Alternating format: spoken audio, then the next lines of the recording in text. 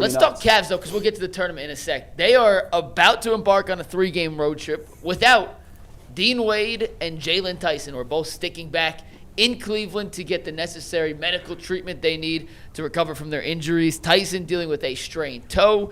Dean Wade still recovering from a sprained ankle he suffered by stepping on a ball boy's foot during warm-ups the other night. Earl, when you look at these two in particular, Dean Wade and Jaylon Tyson, the Cavs need them both for a playoff push, but in your mind, who's more important to their success if we're going to go on a finals run here? I know this is going to be an unpopular opinion to the fans. Don't you do it. And JT is my guy. Nothing but You're love. going Vanilla Wolf. But, Vanilla Wolf. I think that Dean Wade is the more important player. For the simple fact, when I hear Kenny Atkinson talk about Dean Wade, when I hear James Harden, Donovan Mitchell, and others talk about Dean Wade, they describe this dude as an elite defender. This is coming from the players' mouths, not my mouth. They describe him as an elite defender. And it seems to me that if you just listen to Kenny Atkinson and you see how the season has played out, that Kenny Atkinson trusts him a little bit more. Dean Wade is taller. He's a better defender. He's just an inconsistent shooter, inconsistent scorer.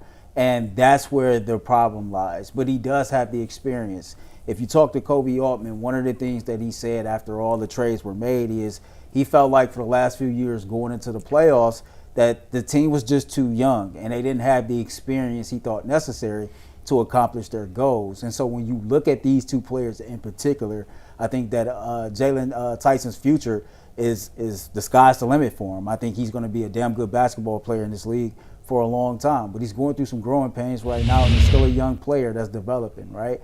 You can argue that he's ahead of schedule in his development. But when you hear the head coach and the players talk about Dean Wade the way that they do, it leads me to believe that they believe he is more important for the long run of the two players. Vanilla Wolf. Shout out to the Vanilla Wolf himself, Dean Wade. Now listen, this is wild because I respect what the players are saying.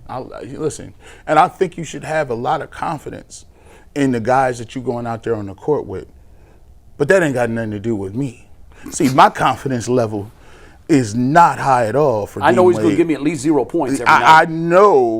I know what regular season Dean Wade is, but I didn't see Dean Wade get in these playoff games and completely vanish. I mean, leaving him wide open in the corner, can't hit a three. Leaving him open at the top of the circle, can't hit a three. Leaving him open for the drive and the kick and the pass and the three-point shot. He don't do none of the three. What are you doing? You just reverse the rock? Like, Dean Wade gets – listen, we've seen this before. We've talked about this with him and Isaac Okoro since day one. They've got rid of Isaac Okoro. My thing is Jaylon Tyson. You know why? Jaylon Tyson is more physical. Jaylon Tyson brings a dog mentality to the table. And he also brings one thing. See that little 45.5%? That's from three-point range. And that's been consistent this year. We need somebody to stretch the floor. We need somebody that's not afraid to take the shot. We need somebody that's going to be gritty. And to me, if I tell him in the playoffs, Jaylon Tyson, I need you to dig into your bag of tricks, and I need you to be all over Jason Tatum. I need you to be all over Jaylen Brown. Cade Cunningham, I like the energy with you and Cade Cunningham. That is the type of energy you're going to need for these guys in the playoffs. And I think Jaylon Tyson has had some ups and downs, Jay, but when I look at his three-point shooting ability, and he plays with this thing where he's kind of delusional. He's kind of crazy. Like, he doesn't know he's not supposed to be shooting this. He doesn't know he's supposed to be yapping and talking crazy to these superstars. But that's the energy that the Cavs need in these playoffs. So I'm going to go with Jaylon Tyson. The man got heart authentically. Yeah, you know what I mean? So that's just naturally part of his makeup right there. So it don't surprise me that he acts that way. I'll be quick with my answer, and I want to defer to Mike because I always defer on these basketball IQ issues to McNuggets. On the surface, I think this is a funny question. On the surface. And if you dig down and you talk about defense, I think that's a different issue. But I think it's laughable that we're asking it, and maybe I'm wrong. Maybe you're going to tell me that it is Vanilla Wolf and that Dean Wade is the better option. He's shaking his head yes. I just think that when I watch Tyson, I can't believe we've got this kid. I can't. I love him. I love his effort.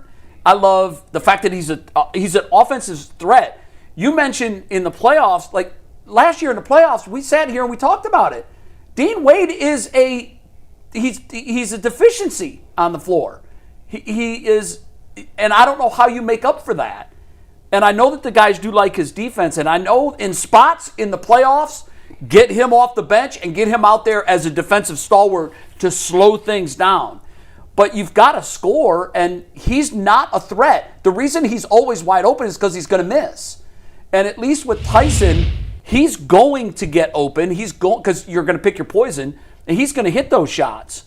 And I want to see him in a meaningful playoff series to see if he has another level to kick it up. I think he does, personally.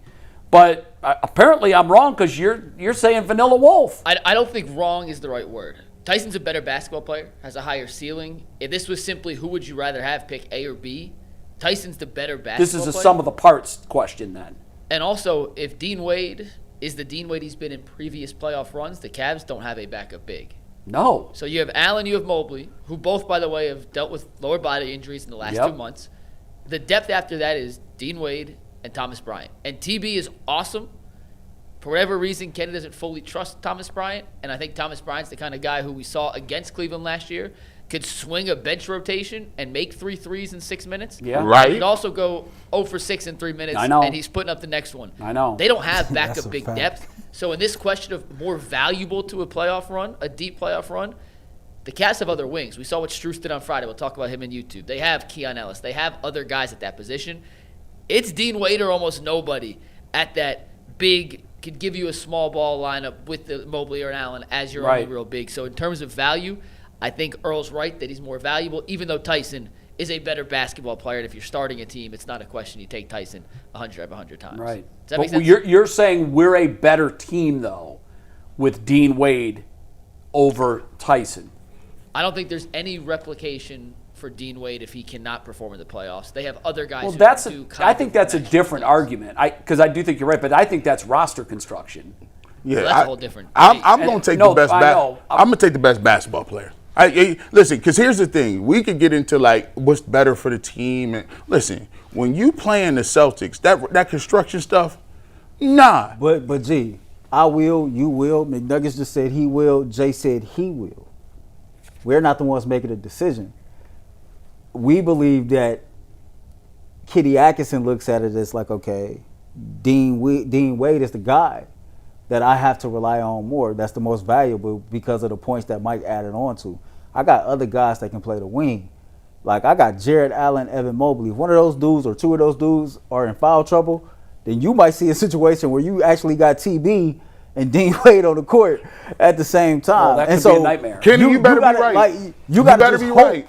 and pray that better by be the right, time we Kenny. get to the end of the season and come playoff time, that actually Dean Wade can give you about 9 points a game. And Mike touched on it, the Mobley and the Allen injury issue. Like I'm going to say this, and I hope I'm wrong. You can just about count on one or both of them missing time during playoff run because of injury. Yep. Like that's been a challenge. And I get you do have to have depth at the big, but my goodness, I just think in a vacuum, if you're going to tryouts and you're watching the two perform, one's going to stand out, and it's not Vanilla Wolf. Yes. But that might not be what makes this team better, and that's for Kenny to decide. All right, we're going to take our final break in the first hour of the show. Final Four talk on the other side. Duke, what were you doing